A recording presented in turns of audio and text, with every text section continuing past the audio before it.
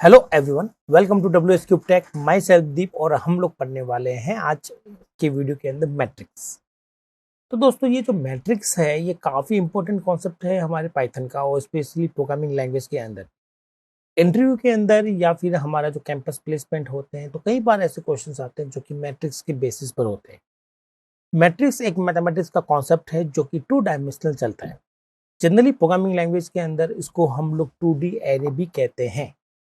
चलिए दिखाते हैं, मैं आपको एक बोर्ड पर लिख के दिखाता हूँ कि भाई किस तरह से मैट्रिक्स होती है। ओके, तो प्रोग्रामिंग लैंग्वेज के अंदर दोस्तों, अगर आपके पास में कोई भी एलिमेंट का सेट है तो इसको हम लोग कहते हैं एरे, जिसको पाइथन में हम लोग कहते हैं लिस्ट और अदर लैंग्वेज में कहते हैं एरे। ओके, जैसे कि 1 2 3, तो ये हमारे पास में 1 डायमेंशन में ही होता है, इसलिए इसको 1 डायमेंशनल एरे या 1 डायमेंशनल लिस्ट भी कहा जा सकता है।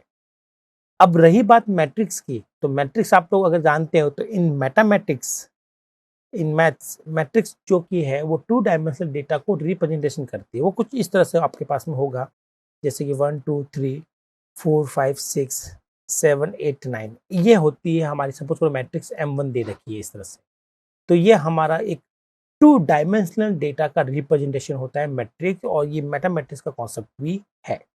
नाउ अब क्वेश्चन ये आता है कि सर हमारे पास में जो लिस्ट है वो तो 1 डायमेंशन चलती है, तो फिर उसमें अगर इस तरह की प्रॉब्लम को सॉल्व करना पड़ेगा तो ये आर्किटेक्चर हम लोग किस तरह से लेके आए जिसमें हमारे पास में रोज एंड कॉलम का कॉम्बिनेशन होते हैं। ठीक है, जहाँ पर 3 रोज हैं और 3 कॉलम है, तो मैट्रिक्स को आप लोग रोज कॉलम में देख सकते हैं। तो अब बात करते हैं कि मैट्रिक्स को पाइथन में किस तरह से डेवलप किया जा सकता है, ये हम आज पढ़ने वाले हैं इस वीडियो के अंदर। तो दोस्तों, मैट्रिक्स को अगर हमें डेवलप करना है पाइथन के अंदर तो हमें लिस्ट के अंदर लिस्ट लेनी पड़ेगी, तो जिसको हम लोग कह सकते हैं नेस्टेड लिस्ट। क्या कह सकते हैं दोस्तों? नेस्टेड लिस्ट कह सकते हैं। हालांकि ये मेमोरी के अंदर तो 1 डायमेंशनल ही रहती है, लेकिन लॉजिकली आप इसको 2 डायमेंशनल में समझ सकते हो। कैसे? चलिए मान के चलते हैं कि आपने कुछ इस तरह से लिखा है 1 2 3, तो ये हमारी लिस्ट का पहला एलिमेंट हो गया, ये हमारी लिस्ट का दूसरा एलिमेंट जो कि लिस्ट है 4 5 6, और यहाँ पर हमने ले लिया 7 8 9। तो दोस्तों, हमारे पास एक लिस्ट है जिसके अंदर 3 सब लिस्ट दे रखी है। ये नेस्टेड लिस्ट का आर्किटेक्चर है। तो ये इंटरनली स्टोर तो 1 डायमेंशनल में ही होता है। इसको ध्यान से देखिएगा किस तरह से स्टोर होता है। तो यहाँ पर मैं मान के चलता हूँ कि ये जो L है ये इसको रेफर कर रहा है, ये इसका इंडेक्स 0 है, इसका इंडेक्स 1 है, इसका इंडेक्स 2 है, और इसके अंदर हमारे पास में एक और लिस्ट गिवन है 1 2 और 3 वाली, जिसका इंडेक्स 0 1 और 2 है। यहाँ पर हम लोग आते हैं, यहाँ पर हम लोग बात करते हैं 4 5 6 अवेलेबल है, जिसका इंडेक्स 0 1 और 2 होगा। और यहाँ पर अगेन हमारा जो थर्ड एलिमेंट है 7 8 और 9, जो कि एक लिस्ट है, तो इसका भी इंडेक्स 0 1 2 होगा। तो अगर आप देखा जाए, ब्लू कलर को ध्यान से देखिएगा, तो इस एलिमेंट तक कैसे पहुंचेंगे, तो इस एलिमेंट के लिए हमें पहले इस 0 तक पहुंचना पड़ेगा, फिर इस 0 तक, जिसको कि हम लोग ऐसे लिखते हैं L00 लिखेंगे तो हम लोग इस एलिमेंट पर पहुंच जाएंगे। ओके, उसी तरह से मैं लिखता हूँ L01, तो हम लोग इस एलिमेंट पर पहुंच जाएंगे 1 वाले एलिमेंट पर, मतलब 2 को हम लोग रिप्रेजेंट कर रहे होंगे। इस तरह से मैट्रिक्स के अंदर जब भी हम लोग काम करते हैं तो हमें कुछ इस तरह का सब्सक्रिप्शन मिलता है, जहां पर पहला जो सब्सक्रिप्शन होगा वो आपके रोज को डिनोट करेगा, और जो सेकंड सब्सक्रिप्शन होगा वो आपके कॉलम को डिनोट करेगा। कैसे करेगा? अगर इस पूरे डायग्राम को मैं कुछ इस तरह से बनाऊं, ठीक है, तो एक बार इसको बना के देखते हैं। अगर हम लोग इसको इस तरह से बनाएं, यहाँ पर 1 2 3 4 5 6 7 8 9, तो दोस्तों अगर हम लोग इस आर्किटेक्चर को लॉजिकली अगर इस तरह से देखें तो हमारे पास में हम लोग कह सकते हैं कि सर ये रो 1 है, रो 2, रो 3, जिसको रो का नाम मैंने दे दिया 0 1 और 2, और इनको कॉलम का नाम दे दिया 0 1 और 2। ठीक है, इस तरह से अगर इसको हम लोग देखें तो अगेन हमारे पास में ये जो पहला एलिमेंट है ये कैसे निकलेगा? 0 0, है ना भाई, यही तो हमें निकल रहा था। तो रो 0 और रो 0 के अंदर पहला कॉलम कौन सा है? 0 वाला, तो इसको हम लोग 1 को डिनोट कर रहे हैं। तो चाहे आप ऐसा समझिएगा तो भी आपका फर्स्ट एलिमेंट डिनोट हो रहा है, चाहे तो आप इस डायग्राम के थ्रू समझेंगे तो भी आपका ये 1 वाला एलिमेंट डिनोट हो रहा है।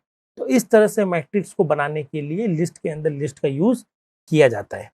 चलिए इसका एक छोटा सा प्रोग्राम बना कर देखते हैं। हम लोग चलते हैं प्रोग्राम की तरफ, और यहाँ पर मैं ये सेम लिस्ट बनाऊंगा आपके लिए। तो कैसे बनाते हैं? यहाँ पर मैं 3 सब लिस्ट लूंगा, पहली लिस्ट, दूसरी और तीसरी। ठीक है, इसमें मैं वैल्यू डाल देता हूँ 1,2,3, इसमें डाल देता हूँ 4, 5, 6 और इसमें डाल देता हूँ 7, 8, 9। तो ये हमारा आर्किटेक्चर हो गया जो कि मैट्रिक्स आर्किटेक्चर कहलाता है। तो ये 3x3 का है। तो ऐसा जरूरी नहीं कि आपको 3x3 का बनाना है, आप 3x2 का भी बना सकते हो, 2x3 का भी बना सकते हो। ठीक है, ये आपकी चॉइस के ऊपर है या आपकी प्रॉब्लम के ऊपर है। आप इस आर्किटेक्चर को अगर बेटर ढंग से समझना है तो आप इसको इस तरह से लिखेंगे, तो आई होप आपको ये बेटर ढंग से समझ में आएगा कि ये एक्चुअली में लॉजिकली इसी तरह से हम लोग समझते हैं और लॉजिकली इस तरह से हमें क्वेश्चन में भी ये मिलता है। तो अगर आप इसको इस तरह से लिखेंगे तो ज़्यादा आपके लिए बेनिफिट रहेगा। चलिए, यहाँ तक हो चुका है। चलिए मैं इसके अंदर उसको प्रिंट करके दिखाता हूँ। ठीक है, तो प्रिंट करने के लिए दोस्तों अगर ध्यान से देखा जाए, ठीक है, तो हमारे पास जो रो है वो 0, 1 और 2 तक जा रही है, मतलब 3 रो हमारे पास में अवेलेबल है। तो यहाँ पर मैं फोर लूप का सारा लूंगा, 4 i इन रेंज, मुझे 0 से 2 तक चलना है तो मैं यहाँ पर 3 लिखूंगा। उसी तरह से अगर मैं बात करूं कॉलम की, तो कॉलम भी हमारे पास 3 ही है, 0, 1 और 2। ओके, तो इसके लिए भी हम लोग फोर लूप ले लेंगे, j इन रेंज यहाँ ले लेंगे 3। ठीक है, और अब हम लोग अपने एलिमेंट को प्रिंट कर लेते हैं। एलिमेंट कैसे प्रिंट होगा कि एल और पहला जो होगा वो रो के लिए होगा जो कि आई डिनोट कर रहा है, और दूसरा जो कॉलम के लिए जो कि जे डिनोट कर रहा है। तो इस तरह से हम लोग सारे एलिमेंट को प्रिंट कर सकते हैं। लेकिन आप चाहते हो कि इसको मैट्रिक्स की फॉर्म में देखना, तो दोस्तों आप जानते हो कि प्रिंट हर बार प्रिंट करने के बाद में न्यू लाइन दे देता है। तो आपको यहाँ पर न्यू लाइन अगर नहीं चाहिए तो यहाँ पर आप एंड कर सकते हो किस पर, स्पेस पर। किस पर एंड कर सकते हो, स्पेस पर। तो इस तरह से करेंगे तो आपके पास में पूरा वर्टिकल की जगह हॉरिजेंटल आंसर आ जाएगा। आप चाहते हो कि सर मुझे मैट्रिक्स की 2D फॉर्म में आंसर दिखाई दे, तो आप क्या कीजिएगा, इस लूप से बाहर निकलिएगा, आप इंटरनल लूप से बाहर निकलिएगा। ओके, और फिर यहाँ पर एक एक्स्ट्रा प्रिंट लिखकर एक न्यू लाइन दे दीजिएगा ताकि आपको अपना आंसर मैट्रिक्स की फॉर्म में दिखाई दे। आई होप आपको ये क्लियर हुआ होगा कि किस तरह से मैट्रिक्स की फॉर्म में दिखाई देता है। इस पर जनरली जो प्रोग्रामिंग लैंग्वेज के अंदर जो क्वेश्चंस बनते हैं वो कुछ इस तरह से बनते हैं कि भाई सम ऑफ डायगोनल आपको करना है, लेफ्ट डायगोनल, राइट डायगोनल, ठीक है, या फिर सम ऑफ एलिमेंट ऑफ मैट्रिक्स, आपको इस तरह के प्रोग्रामिंग आपको देखने को मिल जाती है। तो आई होप आप इस तरह के प्रोग्राम इजीली कर सकते हैं। जैसे कि मान लीजिए मुझे सम ऑफ मैट्रिक्स के जितने भी एलिमेंट है उनको सबका सम करना है, तो कैसे करते हैं हम लोग सम करना बहुत ही आसान है। यहाँ तक अगर हम बात करें तो यहाँ पर हम लोग क्या कर लेते हैं, सम ले लेते हैं ना। यहाँ पर मैंने ले लिया सम, जिसको मैंने इनिशियल वैल्यू 0 कर दी, और यहाँ पर हम लोग क्या करेंगे, थोड़ा सा इंडेक्स का मैं ध्यान रखूंगा। यहाँ पर sum equal to sum plus L I और एल जे। ठीक है, इस तरह से करेंगे और बाहर निकल के हम लोग क्या प्रिंट कर देंगे, प्रिंट सम। तो हमारे मैट्रिक्स में आने वाले सारे एलिमेंट का सम यहाँ पर हमें मिल जाएगा जो कि आंसर है 45। तो आई होप आपको ये क्लियर हुआ होगा कि किस तरह से काम करते हैं, उस पर किस तरह के क्वेश्चंस बनाते हैं। तो जिस तरह का भी क्वेश्चन बनाए आपको तो मैट्रिक्स समझ में आनी चाहिए कि मैट्रिक्स को इंटरनल अगर आप देखना चाहें तो लीनियर ही होती है, और लॉजिकल देखना चाहें तो ये 2 डायमेंशनल आर्किटेक्चर होता है। अगर किसी भी प्रॉब्लम के अंदर आपको यहाँ पर 2 डायमेंशनल आपको लगता है कि आपकी प्रॉब्लम में 2 डायमेंशनल डेटा आ रहा है, तो उसको मैट्रिक्स से ही सोल्व होगा, और मैट्रिक्स बनाने का आसान तरीका लिस्ट के अंदर लिस्ट बनाने से हो सकता है। तो आई होप आपको ये मैट्रिक्स वाला कॉन्सेप्ट भी क्लियर हुआ होगा। यहाँ पर मैंने आपको बता ही दिया है कि मैट्रिक्स को हम लोग मल्टी डायमेंशनल या 2 डायमेंशनल में एरे भी कह सकते हैं, जो कि हमारे नेस्टेड सब लिस्ट से बना जा सकता है। ओके, तो अब डिपेंड करते हैं कि क्वेश्चन क्या आएंगे, उस क्वेश्चन के अकॉर्डिंग लॉजिक क्या बनेगा, उसके अकॉर्डिंग हम लोग यहाँ पर काम कर सकते हैं।